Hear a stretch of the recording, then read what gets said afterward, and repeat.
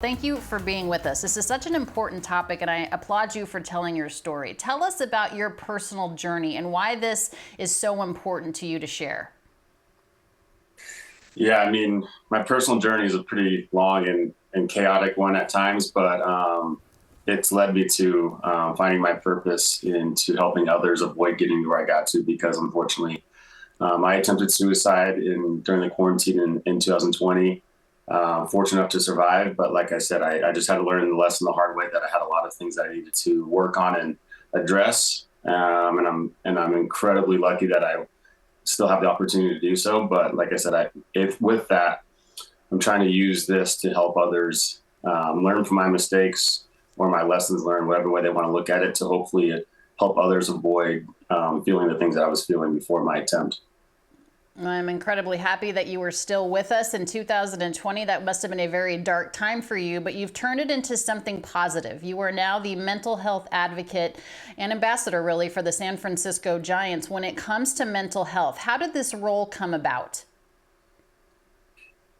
Yeah, I'm really fortunate to be able to, one, to survive my attempt, but also to get back. Besides losing my right eye, I was actually able to function physically pretty normally. So I kind of stumbled into a comeback in baseball and got to play AAA baseball afterwards. So I was in Sacramento with the Giants organization on their AAA team, and I was kind of realizing that I was having an impact on my teammates, and with my story being public, I was having an impact on the fans that were coming and people that were really just supporting me. And while not doing very well statistically that season, I realized that I was giving back in a different way, and I was getting fulfilled from that. And it kind of turned into an idea of, even though I wasn't doing well and I was still having fun playing baseball, I wasn't playing that often, and I was coming to the end of my career, and I kind of saw the writing on the wall. But I, again, realized that being my most authentic self, being vulnerable, still being my old joking self and having a good time, but adding this element of taking my mental health seriously and kind of leading by example at times, and showing what it sounds like and looks like in doing so, I was really connecting with my teammates and the people around me on a much deeper level, and just naturally influencing people to go get mental health treatment earlier on in their journey. And the Giants kind of recognized that. So when I announced my retirement at the end of that season, they offered to bring me back in this role, which is a newly created role. And I word it as just a bridge between the players and our mental health resources that we have in-house with the Giants, or connecting them outside. So again, just having, I don't know, the courage to talk about maybe my not so pretty sides, and then also things I've learned in a more empowering way, has helped my teammates that I was playing with at that time and the people around me to feel more comfortable starting their process earlier on. And the Giants recognized that and offered me this amazing role, which has been honestly the best blessing for me, because I get to be around baseball still. I get to be kind of utility role and on the staff side now, which is what I was doing when I was playing. So it's really a dream come true. And you're giving back in other ways. Tell me about the Better Universe Foundation and the shirt that you're wearing and what the saying on the front means to you. Yeah, the saying on the front is just, it's so spot on, especially in the sports world. We focus so much on our physical nature, and understandably so. But with that, sometimes I think we don't realize how much strength it takes to address our internal world at times. So the saying, strength isn't always physical. These shirts are available to purchase, and part of the proceeds will go to my foundation, which helps with mental health awareness and access. But yeah, I think I'm so passionate about this because this was really the first thing I thought of pretty immediately after I woke up from my first couple surgeries. I thought of, other athletes like Kevin Love and DeMar Rosen who are doing something with their story as well. And I just thought of a foundation. I had no idea what that entailed, what it meant, but I've heard of the word foundation. I know that it does. People with foundations do a lot of great work. So actually manifesting it and bring it to life with my co-founders has been so inspiring, or so fulfilling, because it was from day one what I wanted to do. And it focuses on the influence and the awareness spreading, which is what I'm doing. And then also I think we're so excited that we're actually going to be providing access. So we have a group of volunteer that we call accountability buddies that kind of help patients through the process with their insurance and all kinds of things that are a little overwhelming when a person is in that moment of overwhelm. So help someone walk them through it is a really big deal. And then we're really passionate about the Pay It Forward program that we'll be offering free care for those who don't have the financial means, or the insurance gets a little tricky.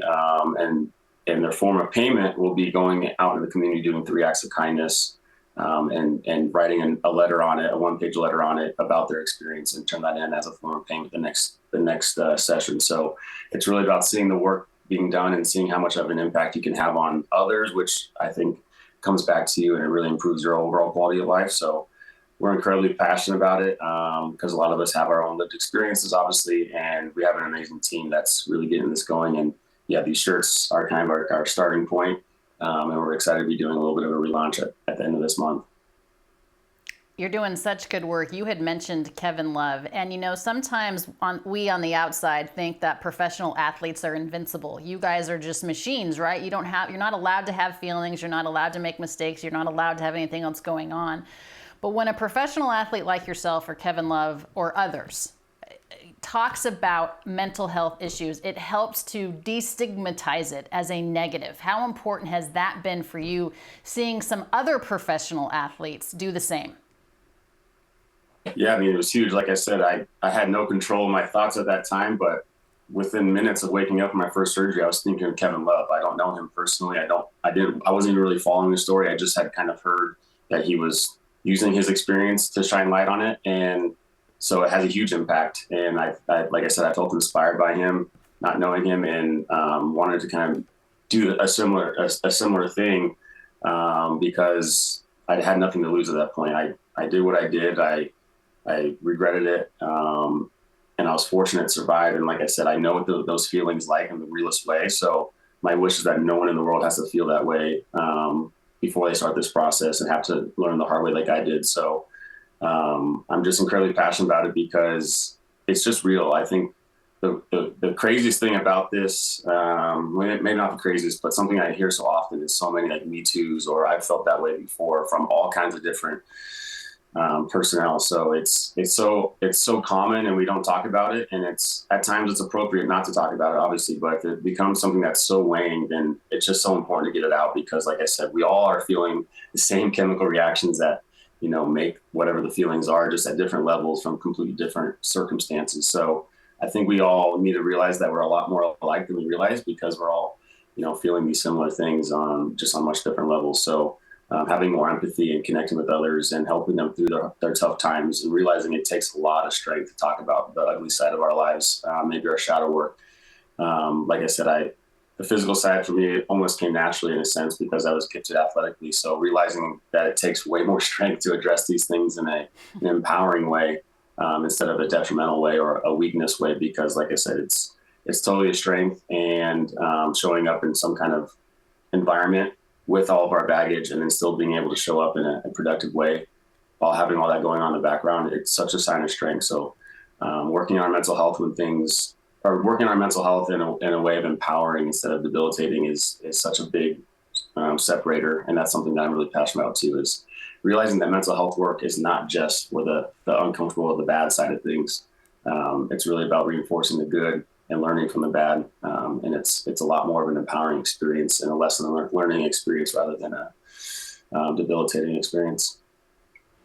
Yeah, the baggage can be heavy, but talking about it can help make it a little bit lighter. And you are with the Giants, obviously teamed up with them, but it looks like Major League Baseball in general is looking at a broader initiative as well, and understanding the importance of getting into the mental health space. They're recently launching MLB Together. It's a new social responsibility platform that embodies the sport's guiding principles of community engagement, nonprofit partnerships, social impact, and volunteerism, featuring a new mental health and wellness initiative geared toward youth. And Drew, you can certainly talk about this more than I. A two-part question, if you will. How nice is this, perhaps in your opinion, to see Major League Baseball get into this space and notice the importance of it? And also, I think it's important to start with the youth, because I think our young people are going through a lot more than we can possibly imagine.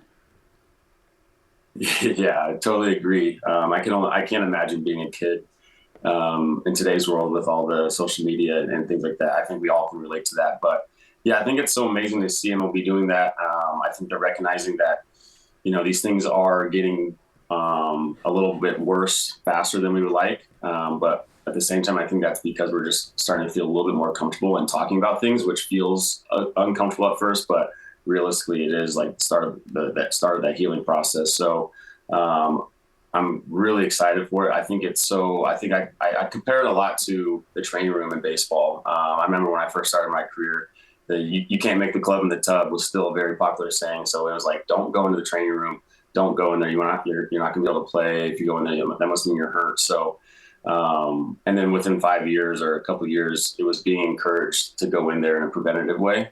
There's an entire team of medical personnel that were willing to help with all the nicks and bumps and stuff. So, I remember at first there was a little bit of a hesitation, like, is this really being encouraged or is this kind of like a trap? And so it eventually turned into an understanding, like, no, this is totally preventative. Let's avoid a more serious injury by taking care of it earlier on.